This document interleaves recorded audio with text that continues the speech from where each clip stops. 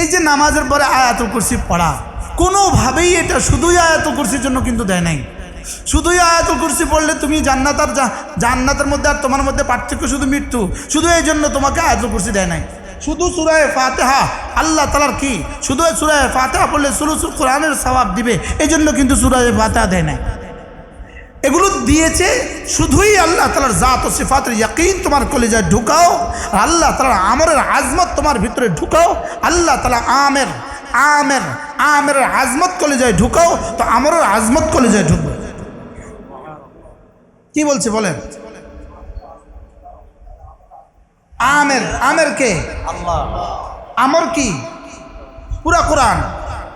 তো আমের আজমত কলিজায় না ঢুকলে আমরের আজমত ঢুকে।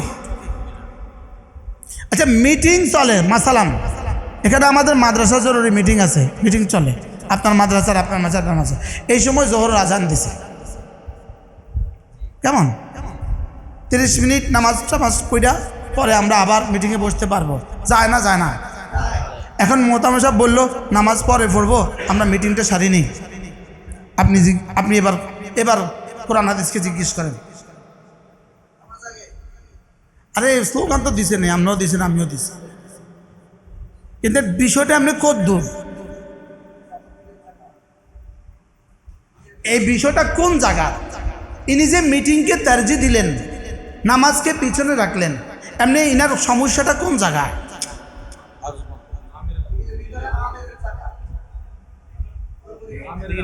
আমের আজমত নাই, আমরের আজমত নাই। বলেন কি বলছি বলেন? আপনি কি মনে করছেন এটা মামুলি বিষয়? ওই দিন আমাদের টকিওপুরের শহীদ ভাইয়ের মাদ্রাসায় বয়ান করছিল, কেউ ছিলেন কিনা কে জানি, মাওলানা ইউসুফ বয়ান করছে, আমিও ছিলাম। আমাদের দুজনের মধ্যে বয়ান করছে যাত্রাবাড়ির মাদারীনগর মাদ্রাসার নায়েবে মোহতামিম হযরত মাওলানা মাহমুদুল হাসান সাহেব হুজুর বয়ান করছে, ছিলেন। ইনি এক আজীব কথা বলছেন, আমি আপনাদেরকে ওনার কথাটা দোহরাই। উনি বলেন যে আচ্ছা, মসজিদে যখন আজান হয়, আমরা যখন মসজিদের দিকে যাই, তখন কি আমাদের কারোর হৃদয়ে কথা আসে আমি আমার মাহবুবের ঘরে যাচ্ছি? কি বলছে বলে? আমি আমার কি আইসে মুফতি সাহেব হৃদয়ে কথা?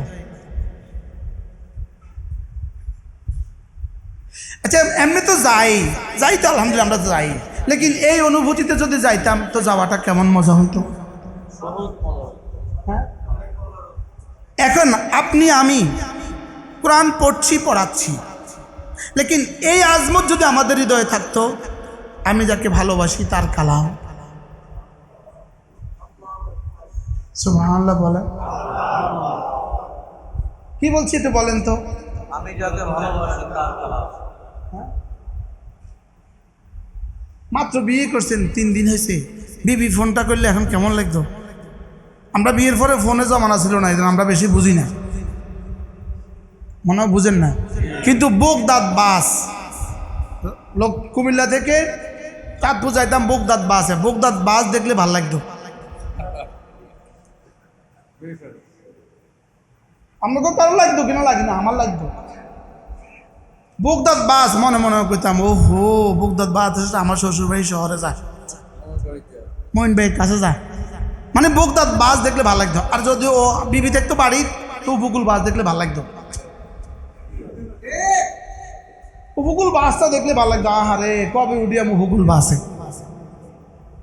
আমি বুঝাতে চাচ্ছি, আমার কোরআনে কারীম পড়ানো, আমার কলিজায় কোরআনওয়ালা, কোরআনের মালিকের আজমত আমার কলিজায় কদ্দুর। মা লাকুম লা তারজুনা লিল্লাহি ওয়াকারা, পড়েন। আমি তো গায়রা হাফেজ, আমি হাফেজের আব্বা, ইনারাই আলহামদুলিল্লাহ করেন। আমরা হাফেজ হয়েছেন, শুকর আলহামদুলিল্লাহ। আমি তো হাফেজের বাপ, আমার ফুত এখান থেকে হাফেজ হয়েছে, আমার ছেলেটা আলহামদুলিল্লাহ এখান থেকে হাফেজ হয়েছে, এখন শরীফে কায়া পড়ে, এখান থেকে হাফেজ হয়েছে। কি জানি কইছি? মা লাকুম লা তারজুনা লিল্লাহি ওয়াকারা, তোমাদের কি হলো? তোমাদের কলিজে আল্লাহর আজমত নাই। তর্জমা কি বলেন? তোমাদের কলিজায় কি নাই? আচ্ছা, আল্লাহর আজমত কলিজায় থাকলে, আল্লাহর আজমত কলিজায় আছে, আল্লাহর আজমত খেয়াল করেন। ফজরের নামাজ যখন ইমাম দাঁড়ায়, ইমামের পেছনে আমি যখন ফজরে দাঁড়াই, জোহরে দাঁড়াই, আসরে দাঁড়াই, মাগরিবে দাঁড়াই, এশায় দাঁড়াই, ইমামের পেছনের আমার এই দাঁড়ানোর 4 মিনিট, এই 4 মিনিটের প্রতিটা সেকেন্ড, এক একটা সেকেন্ড আল্লামা ইবনুল কাইয়িম আল জাওজিয়া বলেন নামাজের বাইরে 70,000 বছরের চেয়েও শ্রেষ্ঠ। বলেন কি বলছে? বলেন কি 70,000, 70 কোটি বছরের চেয়ে শ্রেষ্ঠ বলতে হবে। নামাজের বাইরের 70 কোটি বছরের চেয়ে নামাজের ভিতরের এক নিঃশ্বাসের দাম শ্রেষ্ঠ। এটা থেকে আমরা তাসাব্বুর করি। আপনি যখন ছাত্র পড়াচ্ছেন, আপনি যখন ছাত্রদের কাছ থেকে 2 পৃষ্ঠা শুনছেন, আপনি যখন ছাত্রকে 2 পৃষ্ঠা মস্ক করাচ্ছেন, আপনি বলেন তো ওই মুহূর্তটার একটা সেকেন্ডের দাম রবের কাছে কত? কি এখন এই কথাটা যদি তাসাব্বুরের সাথে আপনার তাসাব্বুরে আসে, আপনার ইস্তেজারে আসে, আপনার কল্পনায় আসে, আপনার ধারণায় কথাটা আসে, তখন আপনার এই পড়ানোর মজাটা কেমন হবে? আমার একটা খেয়াল আর কি আমি মাঝে মাঝে নামাজের মধ্যে কই, আমার তো 4 মিনিট আমি হুজুরের ফিসে দিছি, তো এই 4 মিনিটের দামি বানাইলে হবে হীরা, আর বেদামি বানাইলে হবে 27। দামি বানাইতে বানাইতে 7 আসমান 7 জমিন ফেল, দামি বানাইতে বানাইতে আরশে আজিম ফেল, আরে দামি বানাইতে বানাইতে জান্নাতুল ফেরদাউস ফেল। আমার যত সুযোগ আছে আমি আর এটারে গাফলতি করে লাভ কি? এখানে তো আমি অন্য কোনো কাজ করতে পারবো না, মনে হয় বুঝেন নাই। মাঝে মাঝে দেখবেন কেউ কেউ নামাজের মধ্যে এটা ঠিক করে, কলার ঠিক করে, কোত্তা ঠিক করে, এমনি করে। তা আমি তোরে আমি ছবি কে দেখে?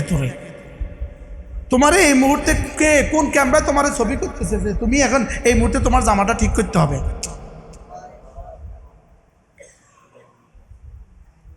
বলেন না, কথা বলেন।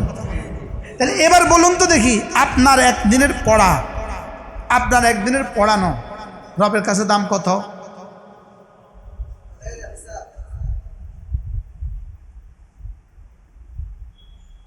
এই বাচ্চাটা যে হেফজ শেষ করছে, এই বাচ্চাটা হেফজ শেষ করার পেছনে সে এক এক পৃষ্ঠা এক এক আয়াত কতবার পড়ছে, এই বাচ্চাটা যিনি পড়াইছে উনি বলুক।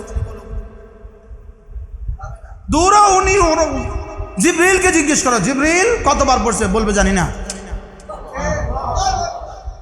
এবার জিবরিলকে জিজ্ঞেস করো, জিবরিল এই বাচ্চার তেলাওয়াতের দাম কত?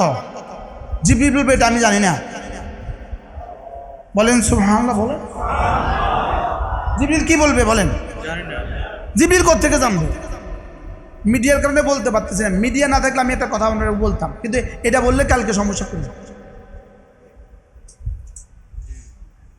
এটা কে কে জানে না, এটা আমি আরো সাফ করতাম, কিন্তু এটা মিডিয়া মানুষ বুঝবে না তো। জিবরিল জানে না। বলেন বলেন কি বলছি বলেন। হাফেজ সাহেবান, আপনাদের এক এক দিনের মেহনতের পুরস্কার কত আল্লাহর কসম জিবরিল জানে না, খোদার কসম জিবরিল জানে না। এক এক দিনের পুরস্কার শুধু নবুয়তের রিসালাতের পার্থক্য ছাড়া, সাহাবিয়ত তাবেঈয়তের তাবেঈদের পার্থক্য ছাড়া পৃথিবীর কোনো পার্থক্য দিয়ে আপনাদের পার্থক্য হবে না। রব কোন দাম দেওয়ার জন্য আপনাকে কোরআনে কারীমের পিছনে লাগাইছে? কই বুঝাতে পারছি আমি?